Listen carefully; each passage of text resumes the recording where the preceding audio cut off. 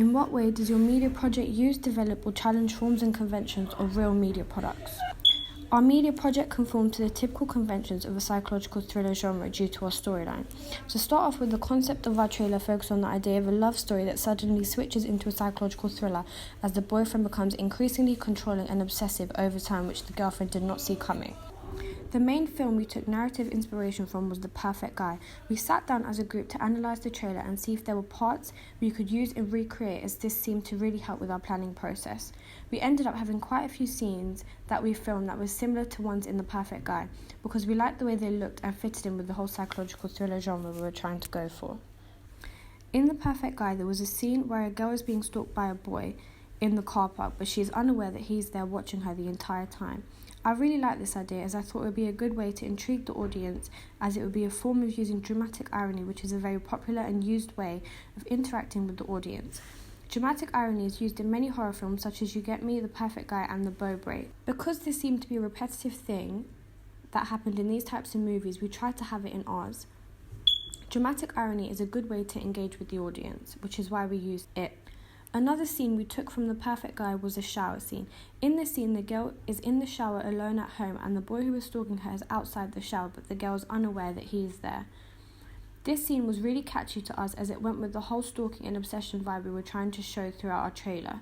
This also added to us using dramatic irony throughout our trailer to engage with the audience.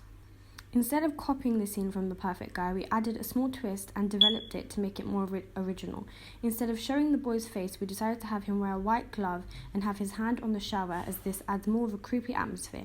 However, in The Perfect Guy, they actually showed the character's face and his whole body standing in front of the shower, but we did not want to do this as we didn't want to give too much away, which is why we didn't copy every little detail and we tried to add slight changes of our own.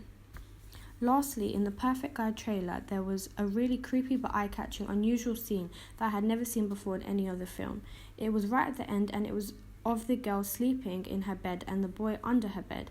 In my opinion, this was one of the most thrilling scenes as the audience did not expect or would not expect that to happen, which is what makes it so catchy and intriguing. In terms of lighting, we watched quite a few trailers apart from The Perfect Guy. We watched Berlin Syndrome, Murdered by My Boyfriend, The Boy Next Door, You Get Me, and When the Bow Breaks. All of these films had certain aspects about them that we wanted to include in our trailer as they fitted in well with our storyline. After we had planned out all of our scenes, we had to then focus on what type of lighting we wanted in those scenes, as whether they will be filmed in the daytime or evening, depending on what type of scene it was. We looked at all of these film trailers and focused on the lighting to see what it was like during the bad scenes and what it was like during the good happy scenes. Overall, in the happy romantic scenes, we decided to use high key lighting, whereas in the negative scenes we made sure to use low key lighting. This is because we realised that purposely this is done in thriller movies to set the right mood and atmosphere. Throughout our trailer, we wanted to connote a sense of innocence, especially with the girl, and also a sense of young love between the couple. We did this by making sure when we were filming the positive scenes, we had the scene well lit. An example of this would be our romantic picnic scene. In this scene, we wanted to keep it quite bright during the daylight with fairy lights in the background dangling from the trees to set a romantic mood. Now focusing on the pace, we also picked up on the fact that the bad scenes in the trailers were a lot quicker and fast-paced compared to the happier daytime scenes, which we made sure to include in our teaser trailer as this was an important aspect. We made sure to focus on the length of each scene, so the bad scenes including the argument scene, alleyway, calling police station and also the CCTV scene towards the end of the trailer, we made sure to keep quite fast-paced to make the trailer more appealing and to make sure there wasn't too much information that is being given away. Moving on to costume and colour connotations, we noticed that in The Boy Next Door, You Get Me and When the Bow Breaks, in those trailers, most of the time the antagonist is wearing darker colours, which I think has been done to associate them with anger, fear and authority, and overall give them a negative image. We used this idea because we wanted to stick to the boy in our trailer being the dominant lead throughout. In majority of our scenes, the stalker is always wearing darker clothing such as black or dark blue. However, during the argument scene, he's wearing a grey jumper that says obey. This was done purposely as the costume matches his actions. We like the idea of using this technique as the audience are able to match the storyline with his character. When the Bow Breaks was another one of the films we ended up taking quite a lot of inspiration from, even though we did not start off looking at it.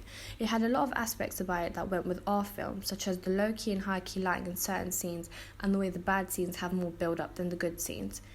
In this film, as well as The Perfect Guy, the soundtracks and sound effects are ones that fit in with the stereotypical sounds that you would find in a thriller movie. For example, during the negative scenes, there's always a more fast-paced soundtrack to go with that scene. But sometimes they have a slower but deeper soundtrack to help build tension during the scenes, which helps interact with the audience. Because of this, in our trailer during the happier scenes, for example the picnic scene, we made sure to add in a happy romantic background track to help the audience understand that it was meant to be a good scene rather than a bad scene. This was also done to ensure they do not get confused.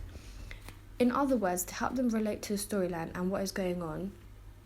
In the other scenes, such as the shower scene towards the end of the trailer, we made sure to have a part of the soundtrack that would get a bit high-pitched as it went more with that specific scene. We also made it louder towards the end as there was more negative scenes and we wanted there to be a lot more build-up of tension.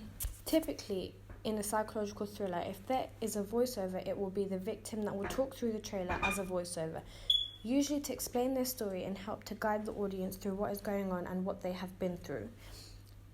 This is not a usual thing that happens, as most of the trailers we studied, such as The Perfect Guy, You Get Me and Berlin Syndrome, do not actually have voiceovers, but instead they have dialogue to go with these scenes from parts of the film. We chose to develop this idea as we thought it would be a lot better than just having a plain soundtrack or dialogue playing in the background.